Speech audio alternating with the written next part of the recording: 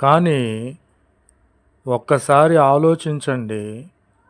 మన లోకానుసారంగా మనము అలా చెప్పుకొనుచున్నాము. వృద్ధుల యొద్ద జ్ఞానమున్నది. వారు పెద్దవారు, దీర్ఘాయువు చేత వారికి వివేచన కలుగుచున్నదని మనమనుకొనుచున్నాము. కానీ జ్ఞానము కలిగిన దేవుడు, శౌర్యము కలిగిన దేవుడు కనుక జ్ఞాన శౌర్యములు ప్రభువైన క్రీస్తు వారి యొద్ద ఉన్నవి. ఆలోచనయు వివేచనయు ఆయనకు కలవు. అవి మనకు ఇచ్చే దేవునిగా ఉన్నాడు. ఒక్కసారి ఆలోచించండి. ఆయన ఒకదానిని పడగొట్టి ఉన్నాడు. ఎరుకో గోడను పడగొట్టి ఉన్నాడు. ఎవరును మరలా దానిని కట్టలేదు. ప్రభునామమునకు స్తోత్రములు కలుగునుగాక. పరిశుద్ధ గ్రంథమును చదవండి. ఎరుకో గోడను ప్రభువైన